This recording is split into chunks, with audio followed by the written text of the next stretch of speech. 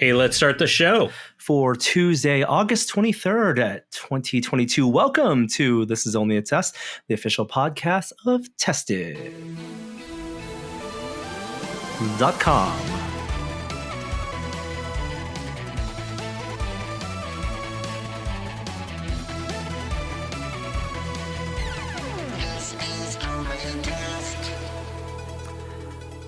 Hello, and welcome to an early or maybe late podcast, depending on a matter of perspective. Hey, it's Norm here. Joining me is Kishore. Kishore, good to see you. Good to see you, too. It's happening. We're in the middle of Con Crunch. I know. It's all happening. There is a crunch going on for sure. I apologize if you were waiting for the podcast last week. The week just caught up with us. Actually, I was down in Los Angeles with Adam at Prop Store because we made a short 2-day trip down there to do some filming with them. And the videos of which are coming out right now, but we have actually shot a bunch of stuff with them. So in case you had not been following on the YouTube channel, the Better Call Saul online auction is happening right now. So that series ended last week. I confess I still have not watched it yet. So I've only seen Breaking Bad, but timing was right that the studio that runs the show, because of it ending, is auctioning off all the costumes and props from it, including things familiar to Breaking Bad fans. And so Adam, being a really big Better Call Saul fan, went down and we got a chance to take a look at those costumes and props. So those videos are on the site. Long story short, got home, had to edit those videos, swamped, didn't get a chance to do a podcast. And so here we are early this week, the week of Silicon. And that's one of the reasons we're doing all early show this week is to bridge the gap between the 2 weeks. There you go. I'm in it. I have all the con anxiety trying to finish like my cosplay and really just get excited and hyped about that con coming up. And we do have an interview with Jen Schachter later in the episode where we who's helped put together a lot of the programming for Silicon, including a lot of the maker content that you'll see there. And so we talked with Jen for about 20 or 30 minutes about all the things that are happening at Silicon. Needless to say, we are hype. Oh, is that what the kids say? We are hype. We are much hype, right? I think it's the buzz. Like, even though we're not running the show, right? It is Adam's show. Jen is doing so much of this heavy lifting. She's like the secret weapon of organizing and logistics and just keeping this thing together, this MakerVerse portion of Silicon together. Just hearing and the folks on social media that we know are going to be at the show, just getting the buzz, the energy whenever I'm at the studio of all the stuff being gathered to bring down to San Jose, like we're definitely feeling it. So while it may not affect like my day to day, it is something that absolutely is the event happening this week in our world. Yeah.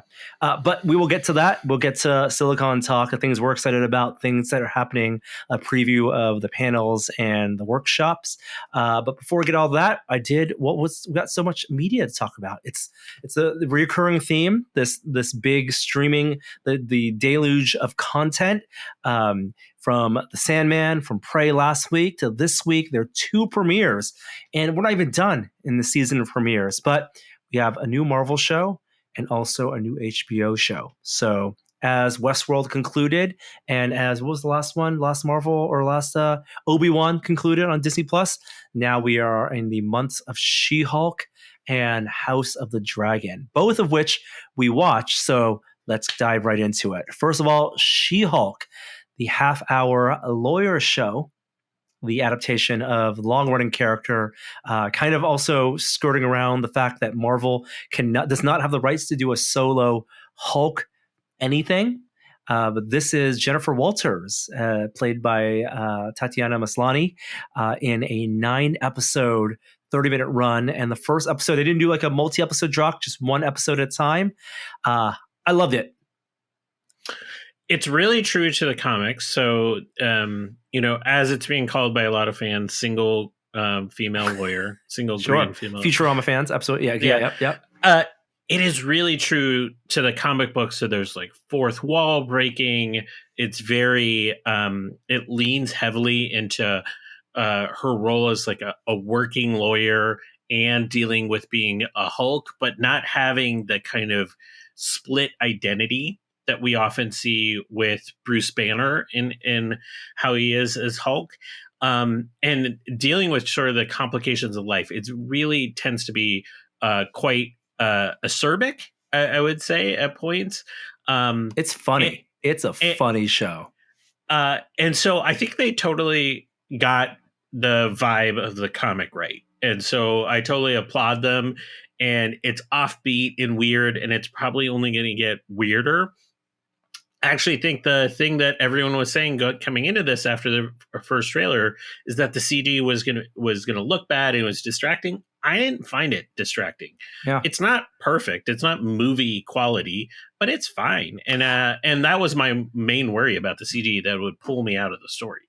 Yeah, and I'm sure we'll hear stories, because there already have been stories about the reactions to the first trailers, and obviously that was incomplete CG specifically for those shots. But I gotta look at the credits to see, is it one effects house that's doing all of the CG?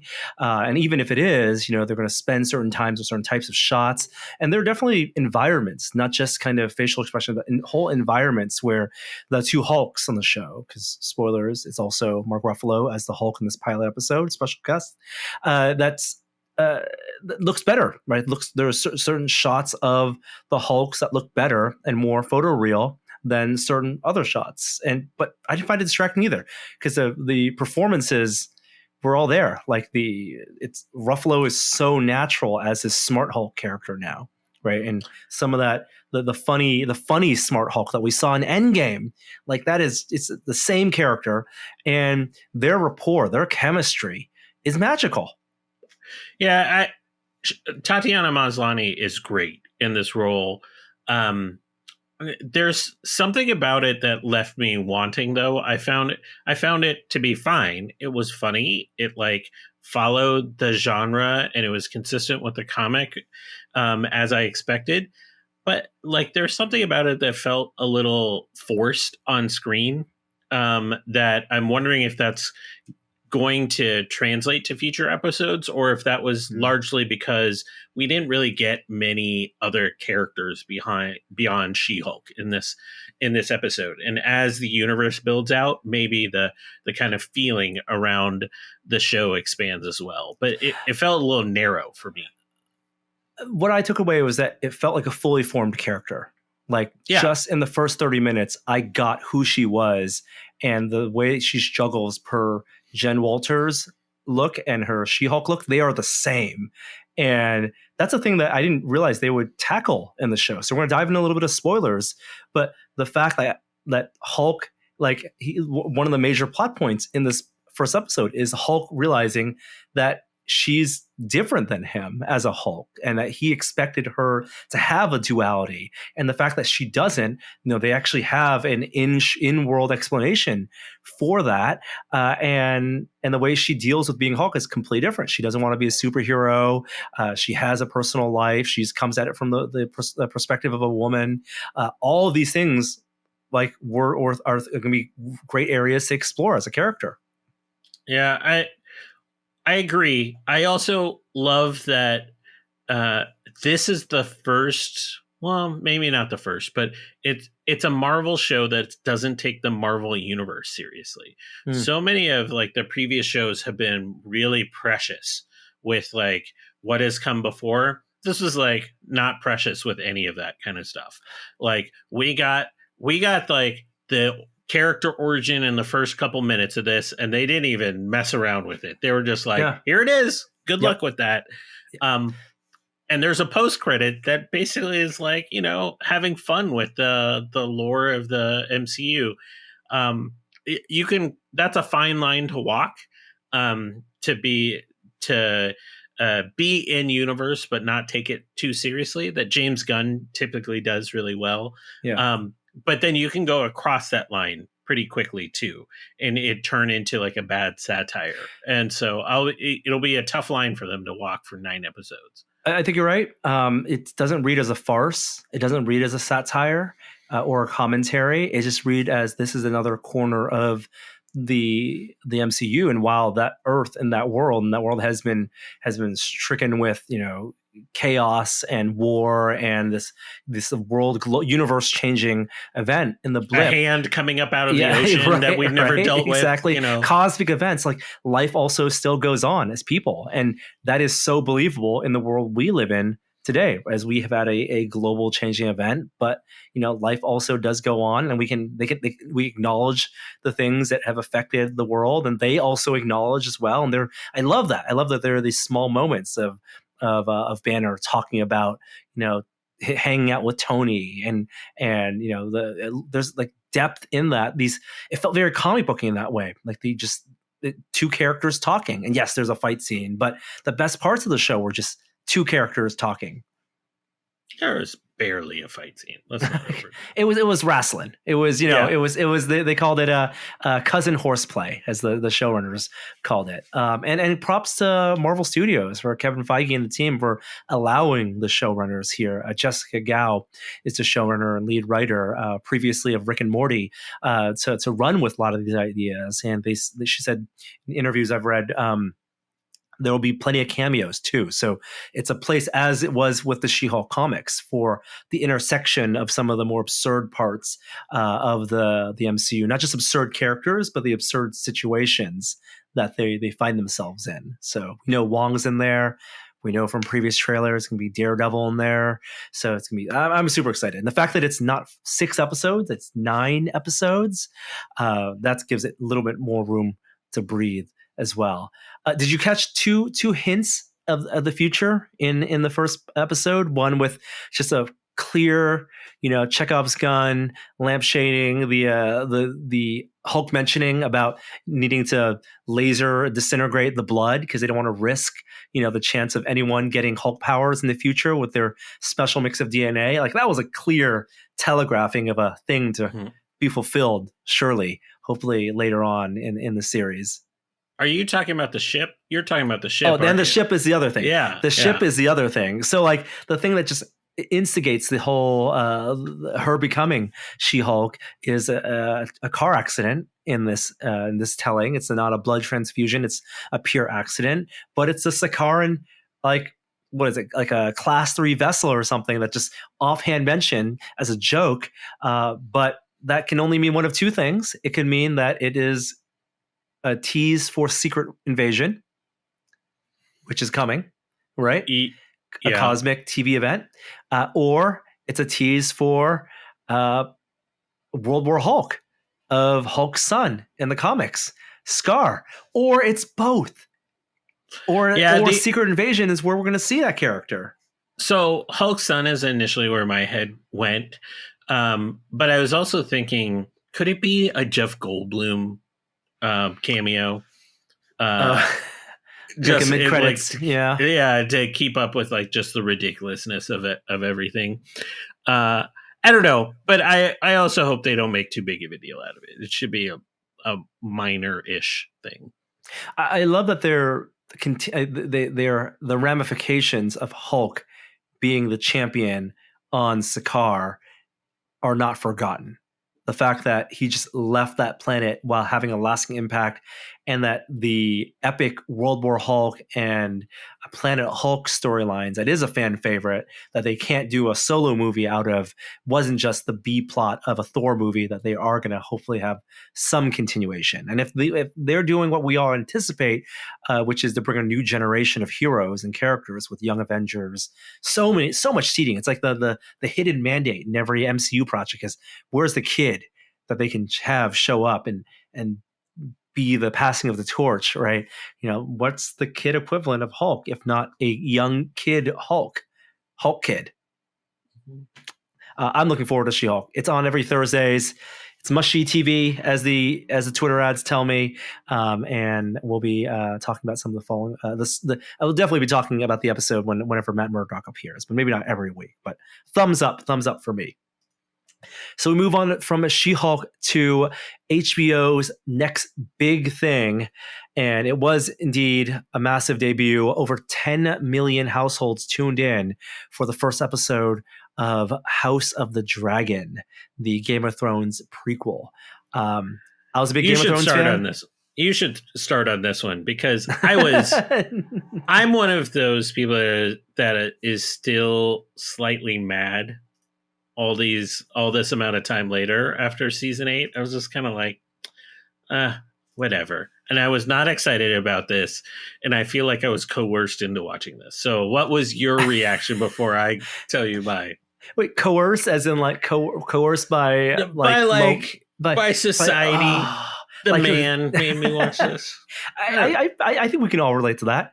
I think that's very memeable. Like a whole generation of Game of Thrones fans, I think, agreed that it did not stick the landing in, and maybe that's harsh to say. Certainly in like the Twitter fan base, right? Like in the Reddit fan base, it was disappointing. But Game of Thrones is a wide reaching show, and for a lot of that viewing audience, it was a fine 8-season ending.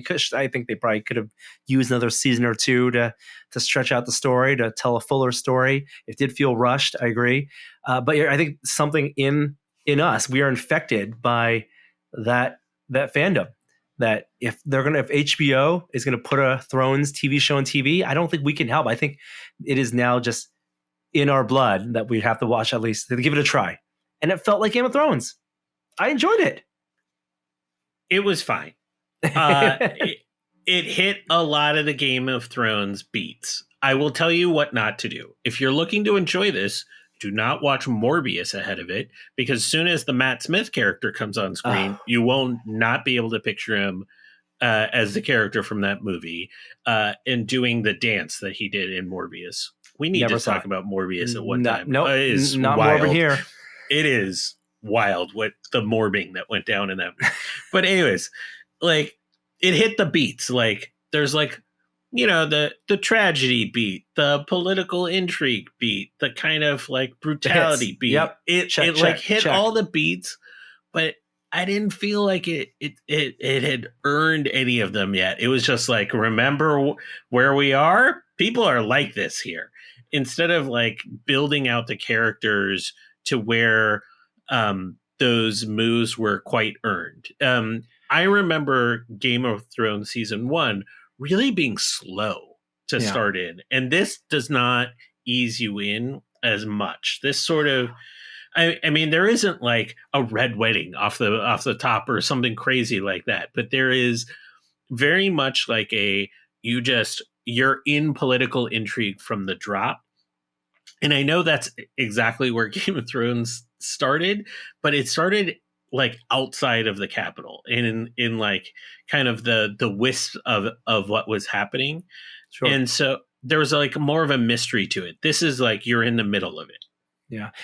The big test, I think, for the show will be how much they trust the viewers to have patience and to learn a complicated story with a big cast and crew. And that's what we don't know yet. If it's called House of the Dragon, it's about the Targaryens. If they're just going to focus on the characters we saw in this first episode and maybe like a few more, that's going to feel small.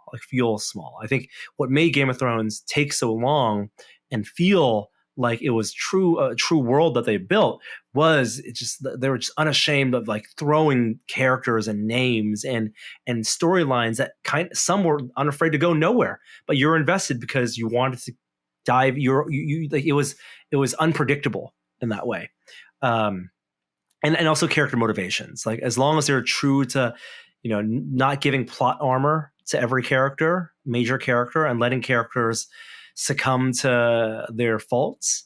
And there are already many faults in the characters we've seen. That was also some of the best stuff, and having great dialogue scene too, right? Like, they got to ride on George R. R. Martin's, books in the first, in the original series. But here, I want to see more intense scenes, almost like play-like in terms of some of the sparring that they do in dialogue. So we'll see. They got me hooked for now, and there's only like 2 more weeks until Lord of the Rings. So you got 2 big prequel fantasy shows that will be dueling. It's like, for me, it's like the Quake and Unreal Tournament days, right? I'm gonna choose my poison. I'll watch both. Who owns Sunday night? Actually, don't even know when what night Lord of the Rings is claiming. I believe it's on Thursday night. Oh, that's a She-Hulk night, and Andor's coming up. Oh, too much content. Don't quote me on that. Don't quote me on that, commenters. Oh, what are our kids gonna watch? Like, it was cool at a certain age to go back and watch what your parents watch and be like hip and mature, but the kids these days, they're going to grow up and there's going to be too much. They got to consume. Like, can we take a break? Can Hollywood just agree there would be a catch up year, like a gap year in production and releasing things, and let kids binge and catch up, or is it just like no one's going to watch old things anymore and you're just going to watch new things? It's too much. I was wrong. The premiere's on Friday. Oh, okay. All right. So Wednesday's Andor, Thursday She-Hulk, Friday Lord of the Rings, Saturday take a break, and Sunday Game of Thrones. Works for me. I know you still haven't watched The Sandman, and Kishore, you got to get on it because we need a season 2. Even though it's been the number 1 show on Netflix for almost a month now. Hey, Virgin River came back and got it. Passed it. Wait, what? What is this? Virgin River, the terrible dramedy that is on Netflix. That I got another sequel. I've never seen that. I don't even know that show exists. Don't watch that show. Don't watch that show. Okay, all right. But it is past The Sandman finally. Okay. Okay. Got it. That's not good. It's not good. We need to get past Virgin River. Is that what it is? Yeah. And get Sandman back on top, because that's the only way that it's going to get a second season, even though Gaiman isn't confident that it will get renewed because he says it's a very expensive show.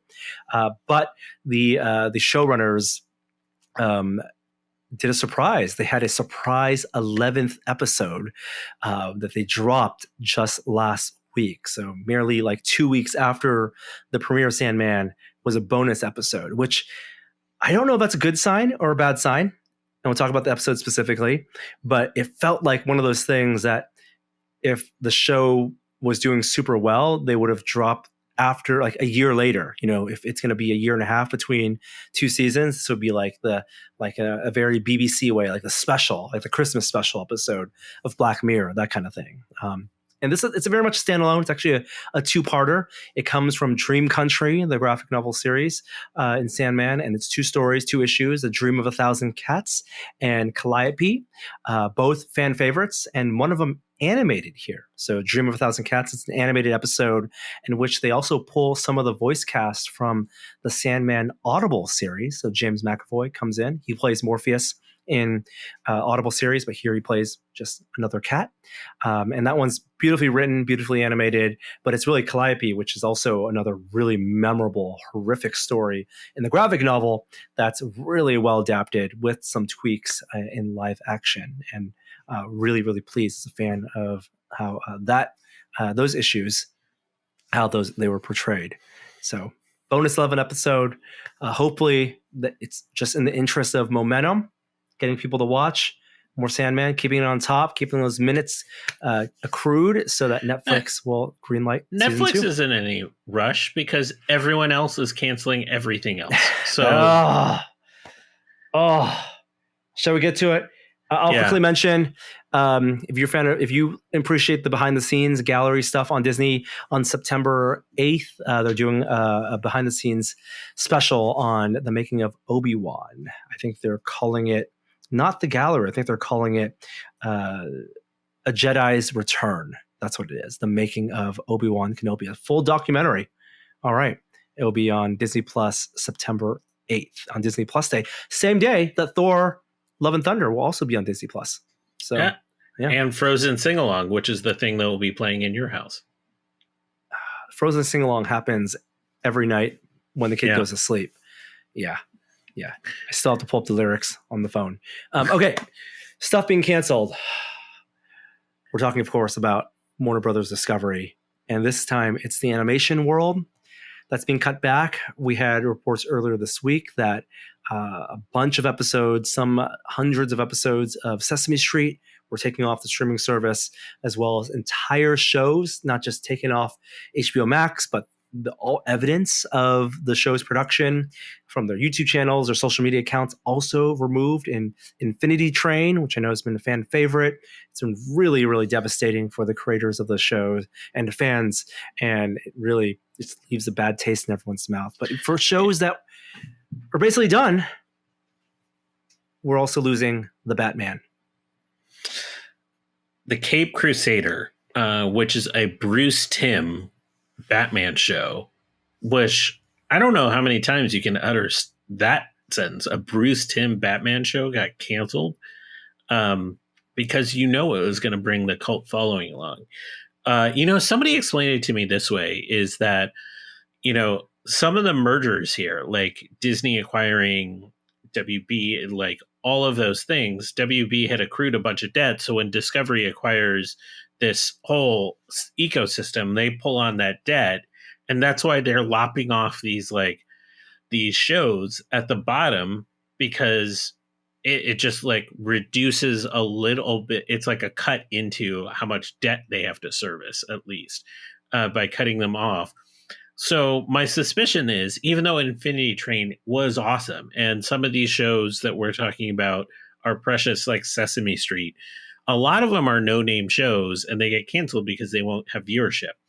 The difference is the forthcoming shows being canceled hurts more, I think, because we'll just never see it. And I can't imagine Bruce Timm is going to jump at working on a whole nother show and it getting shelved. Is there any chance they'll shop it somewhere else? That is the plan. There's a silver lining here that it doesn't sound like it's a tax write-off where it's going to be, the IRS will get them if they air this. But Warner Brothers Animation, the division that's working on this, is according to reports, is continuing to work on this while they shop them around to other networks. So, it can be weird to see, they have HBO, they own Warner Brothers, and yet a show like this might be like on Netflix, might be on Paramount Plus. Who knows who's going to want to pay for it? Certainly isn't cheap when we're talking about all the big creative names involved, ranging from Matt Reeves to J.J. Abrams to Ed Brubaker, even from the comic side of things. I really want to see this show. I want to see even they had a holiday special, Merry Little Batman, that was about Damian Wayne, Home Alone with Damian Wayne. I want to see that. That's exactly what I want to see. Give me more of that. As long as the Batmobile loses a wheel and the Joker gets away, I'm down for any Batman. Yeah. Oh, and the other animated stuff, there was a bunch of Looney Tunes stuff. For new generation, for the kids, right? Yeah, I'm not so heartbroken over it, but it is sad that a lot of those creative teams, who are put a lot of their energy and life into these projects, may never get to see them air or stream anywhere. We're going to switch back into the real world of media, live cinema going. Now, a couple things. Did you hear that the second largest theater chain in the world just filed for bankruptcy? Cinema World, which owns Regal.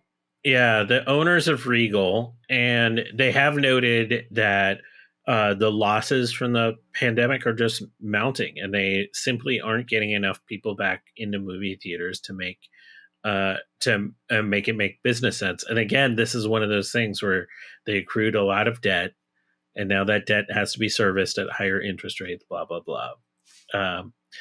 Here comes bankruptcy to reorganize.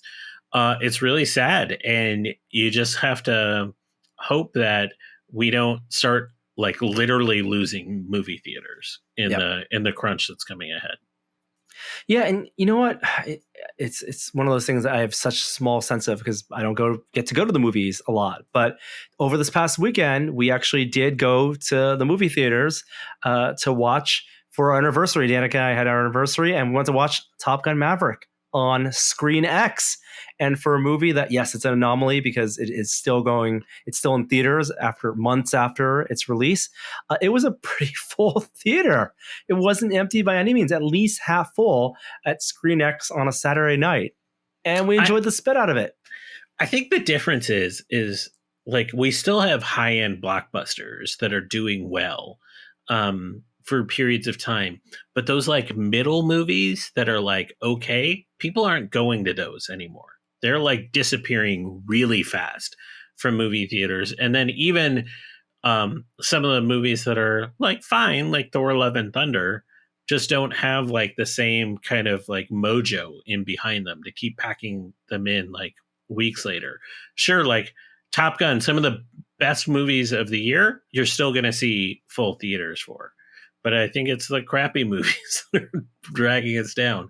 I don't think Easter Sunday packed them in, with all apologies to Joe Coy, the past couple weeks. Yeah, and a lot of these theater chains pre-pandemic started really relying on the business model of the loyalty programs, of the subscription programs, and all of them started spinning those up and putting that into their forecasts. And of course, people weren't subscribing to those. I canceled my AMC, the A-list price at $30 a month, right? Because I wasn't going to watch 3 movies a month or 2 IMAX movies a month at that point. And those do feel like seasonal things also, where at some point I'll go back to watching movies in the theater more regularly, but it's going to be something like in the summer or in the winter season. I'll subscribe to those to make the most out of it. But there's not like a regular full slate. There's, like now it's like the worst time at the end of summer for movies to come out. What if though, Norm? Oh, I can entice you with Movie Pass. Sold. Movie Pass is back. It literally is back. It has a beta opening that's going into open to anyone to request an invite in 2 days from when we're recording this. So probably a day from when you listen to this. There'll be tiers, so there's no more unlimited, but you get movie credits to watch a certain number of movies per month. And They say they've partnered with like 3/4 of the movie theater chains in the country. I don't know what that means. But it has to be a movie theater that accepts credit cards, which I don't know a movie theater that doesn't. But my sense is that they're basically selling you just discounted tickets. But they have a hilarious just website with like a countdown clock on it for like Movie Pass beta. It's back. It's just totally relying on the name cachet. Yeah, I remember how convoluted Movie Pass was when they did have the financially just unsustainable unlimited plan where you had to like have your geolocation tracked to buy the ticket, when you're this close proximity to the theater right before the movie opened or movie was going to start playing, like all these circumstances and fine print, and like that's the kind of felt scammy, their annual plan. None of this feels good, and especially in the wake of the theater chains themselves. People typically just go to like the one big theater they like, the Cineplex they like in their area. And if you want to have a good deal on watching movies on a regular basis, just buy into that subscription plan. Yeah, there's no place in this world for Movie Plus, I think. But there is a place for podcasts on YouTube. This is like a weird move that we're all kind of expecting for a long time. YouTube has actually created a podcast landing page for podcasts that are increasingly having video versions of their podcast. Who would do such a thing? It's crazy talk. I have no idea who would do such a thing.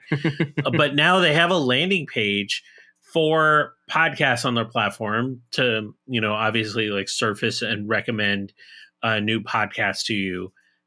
Is this like the beginning of them making a strong play into podcasts that would, potentially challenge Apple and Spotify? If there's one player that can do it, it's YouTube. And they've never gone into podcasts. It also feels like, why didn't they do this 5 years ago? Why would this happen now? And I wonder if this is just like Shorts, where they're bringing so many more views to channels that way, if they're trying to increase view count and monetization for creators that are looking to just create extra revenue streams to keep them away from competitors like TikTok. It's a stretch for the definition of podcasts. Like if you're not delivering audio files on RSS feed for people to be able to listen to on the bus, on the train, in their cars, replacing essentially terrestrial radio, it's just a video feed. To call it a podcast is just a categorization. It looks like YouTube. It doesn't look any different. But like anytime an organization like Google does something like at, on a platform like YouTube that goes after podcasts, it's potentially a big deal. I wonder if we'll get like some sort of announcement when they unveil the new hardware coming up. Like there'll be some sort of like watch integration with the new YouTube podcast or something like that, or a new subscription service that falls under YouTube Premium. But I think it's worth keeping an eye on. Just because a big company tries something does not necessarily mean it's going to be a good idea or it's going to stick around, because sometimes they just want to try stuff. Case in point, Amazon has announced that for Amazon Prime streaming, they're developing a show called Ring Nation. Ring cameras that Amazon owns? No. Yes. No. A reality show that takes footage from Ring cameras, presumably stuff that people are signed off on. They've taken notice of all the viral, Twitter videos and YouTube videos of people sharing their home security cameras and random funny stuff happening, from wedding proposals to firecrackers going off to random stuff. Now that they can compile it into some type of America's Funniest Home Video style show hosted by Wanda Sykes on Amazon Prime sometime in the near future. I'm not happy about this. No, me neither. Partially because somebody pooped on my step the other day. Yeah. And I had to go out in the middle of the night and Ring Nation, baby. And guess what that was recorded? Yeah. This is not going to be a good show for me. It wasn't a good look. I'm not excited. Silly animals. Military reunions. This is like Surveillance State meets America's Funniest Videos. This is awful. No, it's awful. It is not a good idea. UPS behaving badly. FedEx behaving badly. Where's my Steam Deck? All subcategories for Ring Nation. Think about the sound effects you get to do if you're working post-production on this. Like when the package bounces off like the kid's head. Give me my ring Foley. So good. Ring shenanigans Foley. Oh, what is the world we live in? Oh, burn it down. Burn it down. No, not into it. And I hope this is a joke. I hope we're being punked. I hope we've fallen for some terrible joke, because this is not anything I'm looking forward to. It's on mgm.com. Corporate. It's on their corporate website. This is a real thing. Oh boy. All right. Before we continue, what we have up next this week is, of course, Silicon. This is Adam's convention that he's run for the past couple of years. Used to be Silicon Valley Comic-Con that was hosted. And it's back in San Jose this Saturday and Sunday. And the Tested team will be down there. Kishore, you'll be there? I will be there in cosplay if things go well, or looking like myself if things don't. I'll be there, and Tested will be there. We're actually going to hopefully do a Tested a meetup with some of the Tested contributors. So everyone from Sean, Kate, Jen, Kishore, Mel, people you've seen on the YouTube channel, hopefully be at the Tested booth on Saturday. If you want to take pictures or hang out or just chat with us. And we'll be hanging out throughout the whole weekend. And there'll be a lot of other stuff going on the weekend, but no better person to talk about it than Jen Schachter, who's been running the MakerVerse portion of the show. So what you'll hear now is a conversation that Kishore and I had with Jen, as she is now 48 hours away, 2 days away from having to be there to set up Silicon. Let's take a listen. So we are so thrilled to have on the podcast this week familiar face and voice to the Tested family, Jen Schachter. Jen, Oh, I'm sorry to grab you a minute, like right before Silicon, in the week leading up to it. But how are you doing? I'm good. A little bit crazy as to be expected a few days leading up to a con, maybe in a different way than people are used to finishing their cosplays. I'm like putting the finishing touches on all of the programming stuff, and I've got all sorts of materials being shipped to my house. My neighbors think that I'm like prepping for some kind of epic event because it's all coming here to my living room. Yeah, we're excited, and I think everybody's a little bit buzzing to get back to the con scene. Yeah, especially this one, since it's our local one. It's Adam's show that he's run. It feels like this is the ramp up to things getting back to a little bit normal. And as you said, if your neighbors feel like you're building up to some epic event, it does kind of feel like an epic event based on what we've seen of the programming. So that's been all under your guidance and your direction. Can you give us a sense of first of all, what is the MakerVerse portion of Silicon, and what should people expect if they just think of it as a pop culture convention? Yeah, so I guess where we're at with Silicon is it feels like sort of a hybrid between a typical Comic-Con type of audience combined with Maker Faire. So it's like at the cross section of those two events. And with So Adam, you're describing all three of us just right now. Yeah, Like yeah, we exist basically. at the intersection of those. Yeah, right in the middle. The Venn diagram of those three fan groups comes together at this event. And Adam is the creative director, so he really wanted to infuse the maker element into that existing sort of cosplay, pop culture, sci-fi realm. And so he brought me in to kind of oversee and organize all of the planning for what we're calling the Savage Makerverse, which is an area. It's pretty large. It's like a 5,000 square foot section on the show floor. It'll be like a maker space with tables and a stage and workshops. And so it's going to be a little bit different than what you would typically see at a con. So, like, what kind of workshops are we talking about that are going to be at the MakerVerse? Because I can imagine you could have gone a million different directions with something like that. Yeah, we kind of, we reached out to all the people that we know in our extended tested family and folks that have, come and done videos before. So we have an amazing list of makers that are contributing, and they cover a wide variety of different mediums. So it's like, EVA foam makers, cosplayers, prop makers from industry, folks who do embroidery and textile work, 3D printing, laser cutting. So it's a very wide range of skills, and the workshops that we have really reflects the diversity of different mediums that people are working in. And not just people we've worked before, but people who we've admired and have watched and followed their channels, their projects. It's kind of like this wish fulfillment, getting this huge like mutual admiration society, as Adam often calls it. And it kind of, I feel like a little bit like selfish because it's like an easy way for me to hang out with these people that I follow and people that we've worked with but haven't seen maybe in a couple of years. And here's this place that they're all going to conveniently be. Totally. And because it's been such a long time since people got to get together in this way, I feel like it's going to be a big extended family reunion of all the people that we've been dying to catch up with and see what they're working on.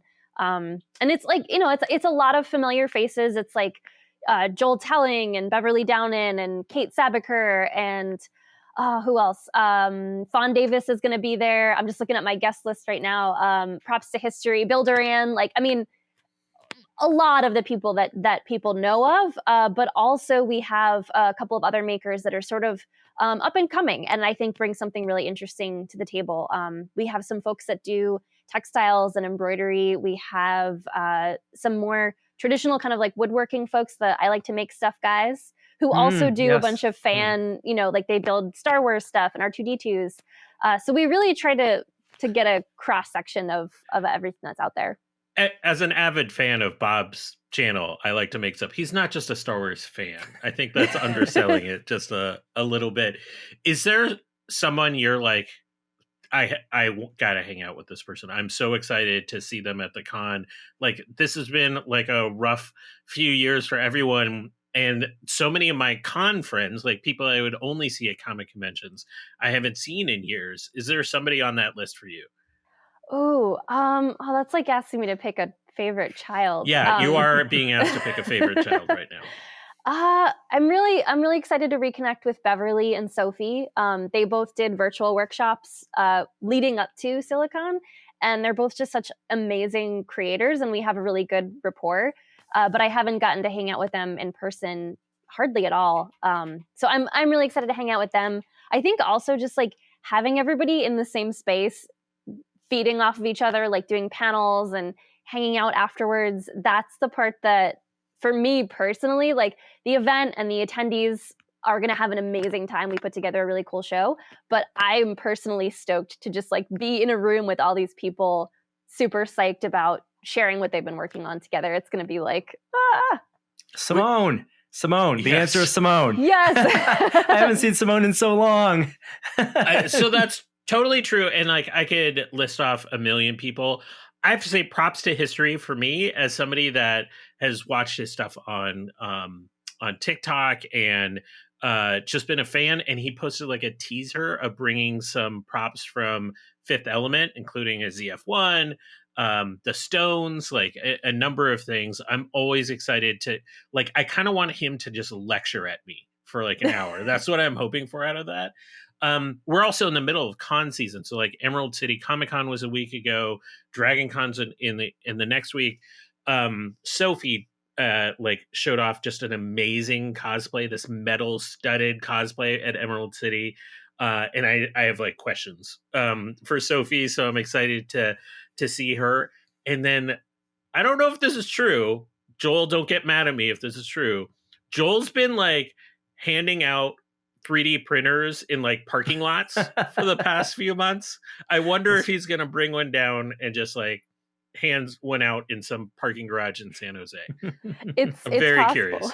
curious. Yeah, I know that Michael Corey, props to History, is going to be doing a bunch of panels. So he will have lots of opportunities to both share his knowledge, but also probe other makers about their prop knowledge, which is going to be pretty cool. And Sophie is, as far as I know, she's bringing the Gedren costume, which I've been following online for like years since she's been working on it, and I cannot wait to see it in person. I think that's one of the most exciting parts of the show like this is the fall is the like the ramp up. Beverly working on her Dune still suit costume that she's been teasing that on Instagram and Twitter, and so like things that people have been teasing, and also like big projects that they may have put videos out about this past year that they're bringing smaller hand props and things like that. There's that nice like, Northwest maker contingent with Beverly and Eric and Sophie. It's a Core Geek and Beverly up there, and but international as well, right? Because you have the Hacksmith coming and Ben Eady also, right? Yeah, so some Canadians. Yeah, both of them are coming with some of their teams, and Ben's going to have a booth space with the foam chainmail for foam armory. Awesome. The other thing too that you mentioned, Kishore, is the props that'll be people are bringing. We're doing this thing called a maker museum, which is a bunch of either screen used or prototypes for screen used props that are going to be on display where people can get up close to them, like inside of a display case, but you can get really close, look at it, see the texture, see the little maker's marks on it, which I'm really excited about because it's so rare you get an opportunity to see stuff like that in person. Yeah. We only shoot our videos in 1080. We don't even shoot in 4K. So this is going to be much better than even 4K. And same with Adam, right? Adam's bringing his props and a selection of his projects. Ryan from our team is going to be driving down with a bunch of that stuff at the Tested booth. So Tested will have Can you spoil anything that you're bringing? Like Adam's collection is not a small collection, let's just say. I really don't want to say at the moment. There will be a mix of costumes. There will be a mix of costumes. So costumes though, like and boxes of things, cases of things. Things large and small. I know what they are because Ryan sent me all the descriptions for the labels. So I was like, Okay. Oh, and that's I will go on the record and say I hope the hacksmith does not actually bring anything because everything he has is super dangerous. So or heavy, like a tungsten, a tungsten Mjolnir is not going to check easily into baggage. So Yeah, we tried to talk him into bringing his actual lightsaber, like the real lightsaber that works. But bringing the whole apparatus with the propane and the torch like into the convention center was like, and like things like the power loader, obviously, like you're not going to ship that to California. So yeah, I think he's going to be there, kind of like absorbing, participating in some panels and contest judging and things like that. How about you? How first of all, how are you doing? Like as we're recording this, the week of Silicon and putting things together and holding it all together in the MakerVerse area. How are you doing? First of all, wait, are you kidding? This is Jen Schachter. Do you remember when Teston met her? She had to work on an event on the White House lawn. This is nothing. That was like our icebreaker. Like that was my first time working with the team, was in that the whirlwind of all of that. Yeah, I don't know. I mean, I'm sure everybody can relate to this in one way or another, but like that nervous energy, excitement where like when I lay down to go to sleep at night, like I have to keep writing things down because my brain is just still going. And as soon as I wake up in the morning, I'm like, okay, I need to start working on this thing. Like almost before I even get out of bed, like my brain is just fully absorbed in it. So it's hard to think about anything else or even like rest because I'm like that amped up for this coming weekend. Are you building anything? I know when we talked, I guess a month ago now or so, you were thinking of building something for the MakerVerse area. Are you finding time to do a personal project to show? I'm trying. So I actually, and you can probably relate to this, but I hadn't ordered LED strips online in like, I don't know, 3 or 4 years maybe. And I ordered a whole bunch. I ordered like a couple different varieties to test out for this sign that I want to make. And they are so much crappier than they used to be. Like the density of the pixels, it's like every 10 inches, there's another. I was like, what is this? Like I don't know if I'll be able to get the lighting that I need in time. So I'm trying to we'll see. I mean, I'm bringing a bunch of costumes, or not bunch, I should say. I'm bringing my Marie Antoinette with the big foam wig. Awesome. So you got to bring the cake too. That's a good point. Actually, thank you for reminding me because I totally forgot to pack that. Yeah, I think Beverly is bringing the Hella. So we'll have 2 very large head pieces, and then I was going to bring. Adam was really interested in seeing folks process like their prototypes or iterations of things, so people could see the process up close. So I'm going to bring the lineup of all my little haunted house prototypes from foam core to cardboard. Yeah. Awesome. So I'm going to bring those. I know Ryan Nagata is bringing some Apollo glove molds, like showing his process of discovery with that, so we'll be able to see those up close. So a lot of things that are already completed. I have about, I don't know, less than 48 hours until I have to leave to go set up the show. So we'll see what else I can pull together. That's a sprint. Oh my gosh. Yeah. Are you putting your costume in a mannequin? Is something you're planning wearing around, or mannequin? I think mannequin. There's so much. I would wear around. With the option. Yeah, perhaps. I mean, maybe I could just go do a quick change in the bathroom in between activities, in between panels. There's a lot of, the schedule is packed, like back to back the whole time. So we'll see. Maybe I can sneak away and change into Marie Antoinette. Amazing. Norm, how about you? What are you excited about? I'm honestly just to see the people. I think that's, I'm hoping we're doing some filming, of course. So for people listening, if you see, it'll be Josh's first Silicon. So Josh is new to our team this year. Previous years, our other videographers have filmed it. From Gunther and Joey. Joey's actually not going to be there, unfortunately. It's his birthday weekend, so he's taking a small trip with his family. But Josh, it'll be fun breaking him into Silicon and filming whatever may happen. If Adam does something he usually does at conventions, which maybe that'll be the case. We'll be out of the tested booth, so we're going to have stuff from tested projects that we've done in the past set up. So mostly I'll be hanging around there, I think. We might be inviting some of our friends over to the booth to do some filming there as well. So again, it's really about catching up and seeing people. And like, we haven't been super clued in. Like, I know this is kind of like Silicon is and Adam and Jen and you and the organizers projects. And we've been doing kind of a little bit of our own thing on Tested.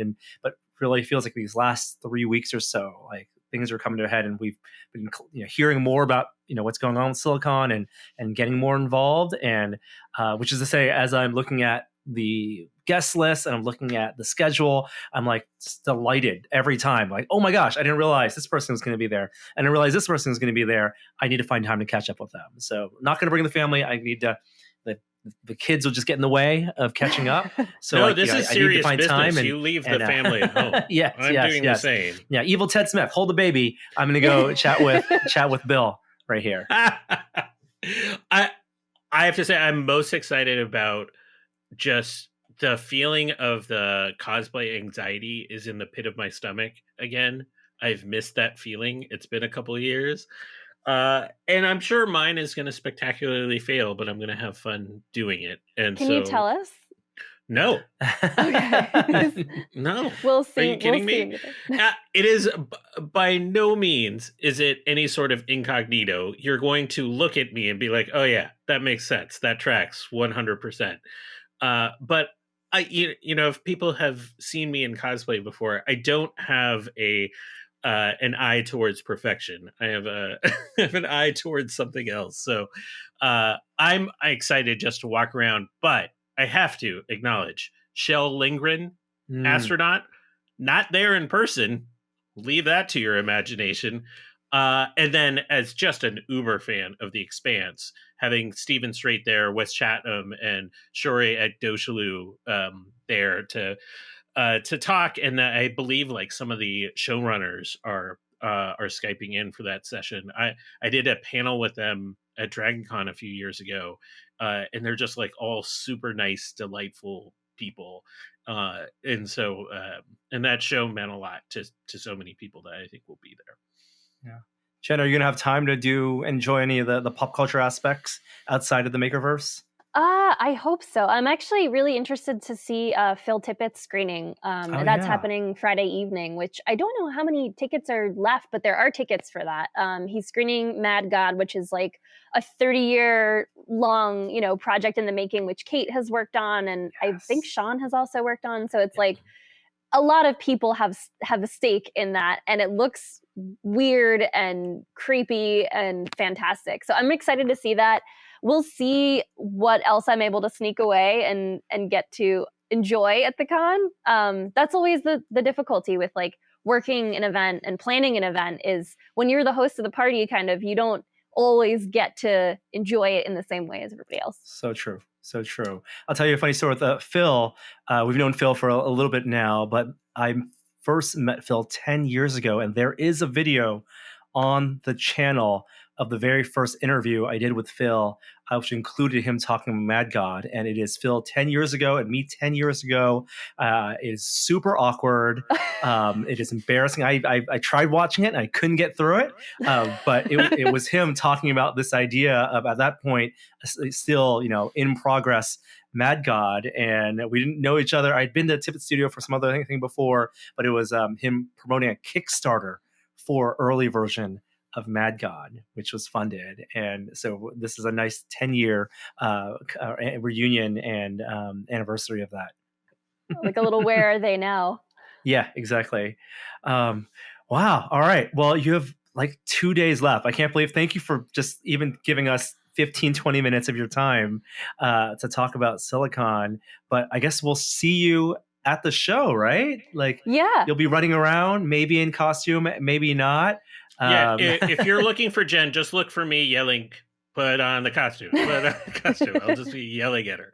On a phone, nonstop, coordinating. Yeah. Just like air traffic controller. Yeah, I'll be there, hair wild, all sweaty, very excited. You can find me in the MakerVerse. There's a ton of workshops too, like free stuff, loads of free stuff that's available. And then there's also more intensive workshops where you get kind of like hands-on attention with the instructor. So you can sign up for that on the website in advance. There's only a handful of seats. We wanted to try to keep those pretty small. So call to action to go find the workshops and sign up for those. And we hope to see you there. There's going to be so much maker stuff for you to sink your teeth into. We're really excited.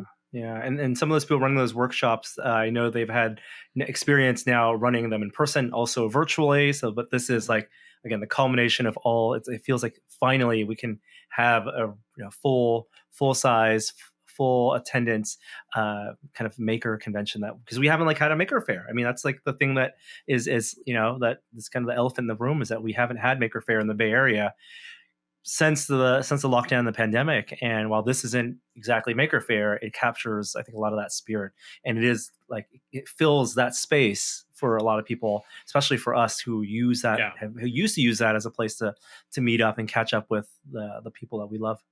Yeah, we are very aware that there's a torch to be carried, and we're not, like as Adam said, we're not trying to take the place of, because nobody can take the place of Maker Faire. We're just kind of adjacent and embracing that same community. So, yeah. Awesome. And people, I think, can go find tickets at siliconsj.com and find out more information about who will be there, which days, and what panels are going on. People, I think, can also go and buy tickets day of as well, right? They'll walk up and at San Jose Convention Center. But Jen, thank you for sparing some time, precious time this week, joining us this week, and good luck. We will see you. Get some sleep, hydrate. Yes. And get ready to put that costume on. I don't know about sleep, but I'll work on the hydration part. It's so good to see you. Thank you, Jen. All right. So thank you, Jen, again, for spending some of our precious time leading up to Silicon, chatting with us. It got me more excited about the show. Kishore, I can't wait to catch up with people. Seeing people is going to be good. Just come talk to me. Don't make me sign anything. Make a shore sign all the things. I was taking the kid out to we have a local farmers market in our neighborhood, and ran into a podcast listener, and is a big fan of the show, and bumped into you at I think on a plane ride or something. Yeah, but we got podcast listeners everywhere, and yeah, head over to Silicon, take a picture. We're not going to record an episode there. We're not set up to do so, but definitely let us know. Just let us know and say hi. So before we wrap up this episode, did want to talk about a final few things. First of all, we're not going to have a formal VR minute, but got to acknowledge the memification of Horizon Worlds. Maybe this is like the most attention that Meta's Horizon Worlds has gotten ever, which was when Mark Zuckerberg posted a screenshot inside to announce the launch of Horizon Worlds over in some overseas, I think it was France and Spain. And the screen capture, which, in headset screen capture, wasn't so great. It wasn't so great. So that wasn't clear to me. I thought it was just a bad Photoshop. Was it actually in headset screen capture? I'm pretty sure it looked like it was in headset. Everything from the resolution of it to the kind of, you have to move your head around to do like a screenshot. But it was his avatar in front of two objects that were imported into Horizon Worlds, or maybe created in Horizon Worlds, because it's like a sandbox. So the Eiffel Tower and a famous building in Madrid, I want to say. And it, if people have not been in VR, they don't know that one of the strengths of VR is like motion and animation and, 3 dimensions and immersiveness, and things that all get lost in kind of a low res Wii like screenshot. I will tell you what I was most bummed about. Like, people are having fun with the memes. Like, go nuts. Like, I have no problems with that. I was more bummed at like people making fun of like low poly VR environments, but it doesn't matter. Like, I've had more fun in Rec Room, which looks terrible by all measures, than a lot of VR things, because of the presence that's created there. And I feel like this was like one of those like people missing like what is actually possible in VR by focusing on image quality. Yeah, absolutely. It is a medium, and as we've tried to communicate the power of VR and videos and moving images, moving pictures, it still fails to really capture the immersiveness and a sense of presence and the connectiveness, like the all the network benefits. Like if you're talking about, I think Ian from Upload VR posted a screen grab from the reviews of the new mini golf map, the Labyrinth mini golf world map. And you had one review which was like, this is garbage. It looks terrible. It looks like, it was dated graphics. And then right below that, another like 5-star review saying, this game brought me closer to my brother than ever. Right. And that's the dichotomy of VR right now. Yes, it is like, it is still, we're still in the early days, and yes, there's only so many pixels, and you have to push like higher frame rates, twice the imagery, plus tracking and all this extra graphical needs of VR on a mobile, essentially a mobile device in the Quest 2.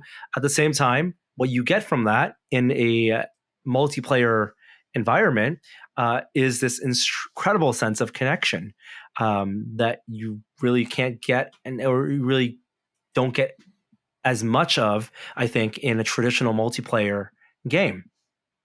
And that's the big bet. Like, that's why the money has been invested into a thing like Horizon Worlds, is they feel like that vision, that early step into this digital space, that it's not Second Life, even though it might look like Second Life, but the fact that you feel like you're actually there and can make eye contact, and in future headsets with eye tracking and face tracking to have this real incredible sense of being in the same space as someone, that a space where you can generate objects and it can be really any environment. Like, that's a powerful thing that unfortunately doesn't get really captured in a memified screen grab. Mm-hmm. And I'm not so thrilled with like the kind of response either, the capitulation, because like Meta posted a follow-up saying, yes, we acknowledge, these can be better, and here's a taste of what we're working on. And then they put up a work in progress environment, as well as what looks like a future iteration of their avatar system. And yes, it looks better lighting, more realistic. But at the same time, I think there was a social media post from the artists that worked on that one saying that they spent like a month working on that avatar, whether it was that specific avatar or the avatar system. But that, to me, that's not what I necessarily want either. Like, because I don't want necessarily a metaverse where avatars need, professional graphic artists to spend a month working on. They should kind of be, easy to be generated with your traditional slider based system or some type of, photo recognition system. And they should be a balance between accessibility and also fidelity. Yeah, that's the hard part. Like, you're trying to sell an experience, and you're trying to do it with imagery, and people are going to criticize the imagery if it doesn't evoke the quality of experience that they want. And it's just like it's a really tough balance to generate. Well, and I'll also say, like, as these avatars and as characters get more, let's say, for lack of a better phrase, photoreal, like realistic in terms of the polygons, in terms of the lighting, the expectation from the users is that it's going to animate and behave more realistically as well. When you have a lower graphically accurate representation of an avatar, right, then you can get away with some of the tricks that the avatar systems currently use, because they don't have eye tracking, because there's no exact mouth tracking, face tracking. So they're, playing some keep alive animations, and they're using, AI generated speech to animation algorithms to animate the avatars, which you can get away with in a thing that looks more like Rec Room or Horizon Worlds currently. But if it's going to look more like a Pixar animated character or a Disney animation character, then you're going to need complex rigging, and you're going to need, ways to better track the face and better track the eyes and better convert the real facial expressions that people are making while wearing headsets into an animated character, which is not easy to do in real time. Yeah, I'm not sure photoreal is on my like top 5 things that I'm interested in VR. I don't know about you. Because of all the challenges that you list out. Like there's compute and face tracking and rendering problems that aren't going to be solved in the near term. So like photorealism is not a reality. Yeah. Anyway, that's what's happening in the world of VR, as well as Sony confirming that PSVR 2 coming to market in early 2023. So not going to be a holiday release this year. Maybe I'll have time to get in on a PS5. I now that we're seeing more PS5 availability, like Sony actually kept it in stock for almost a whole day on their website today. Wow. It's crazy talk.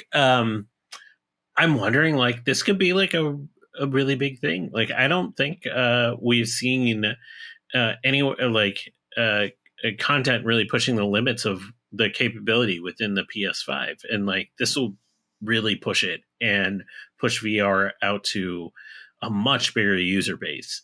And you know what? The PSVR was like totally good. It was good. It was like an enjoyable system. So I'm excited about PSVR 2. I think you can quibble about a million things that aren't in the hardware that you would want. But I think the mass adoption and with availability of PS5s coming online, I have a hard time complaining about it. Yeah, and give more time to those developers to work on a great suite of launch titles and hopefully backward compatibility with existing PSVR games too. That's what I'd want to see. Last final 2 notes, a little bit of sad news. Brian Ono, who we had known, he was the CEO and founder of EFX, the collectibles company. They did the Star Wars helmets, and most recently were the ones who showed off the animatronic Grogu at Comic-Con. I've known Brian for many years now, super friendly. He was always a joy to chat with and catch up with at places like Comic-Con. He had passed away just about a week ago. So that's super sad. I think, don't know what's going to happen to EFX, but yeah, it's just a big, long-time member of the Star Wars fan community and the collectibles industry. Also, for people following the collectibles industry, Eagle Moss, who had their long run of the Hero Collector Star Trek ships, as well as the monthly Build It kits. I was building their Enterprise D model kit. They had filed for essentially the equivalent of Chapter 11 bankruptcy over in the UK. Administration is what they call it, and they basically laid off all their employees. But one of their head of the Star Trek line, Ben Robinson, who had previously done interviews with before at New York Comic-Con, who no longer works there. He started sharing some images on social media, and he does an interview on trekmovie.com about where he thinks the future could go for the licenses, and especially for the people who have backed the monthly kits, the Enterprise kits, the Ghostbuster, the Ecto-1 kit, the DeLorean kit. There's hope that another company will come in and fulfill the rest of those. No promises, but it's hopefully not the end of the line for those. I hope so for all the consumers out there. And Eagle Moss made some good stuff too. Oh my God.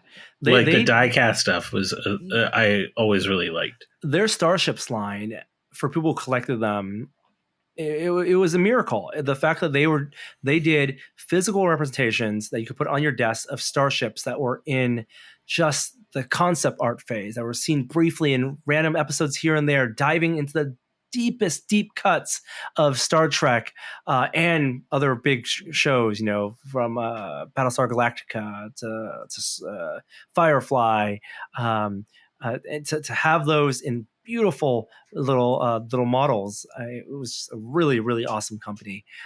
Really great products. Really, I was a really big fan of them, and great books as well. So really sad to see that they're no longer going to exist. But yeah, I'll include a link to the trekmovie.com interview with Ben Robinson, who was their former director of licensed products, in the show notes. But that does it for this week. Next time we'll chat with you out there will be after Silicon, but I do hope some of you will be there to show up in San Jose this weekend to say hi. We'll have some fun stuff at the Tested booth, some freebies for listeners and for fans. So if you're there Saturday especially, be sure to stop by. We'll do announcements on social media about when the team's going to hang out at the booth. Anything else, Kishore? That's it. Got to get through the con crunch, get to the other side. It's going to be awesome. All right. Good to see you, my friend. We'll be back next week with another episode. And here is a classic outro. Here we go. Hi there. I didn't see you. Tested.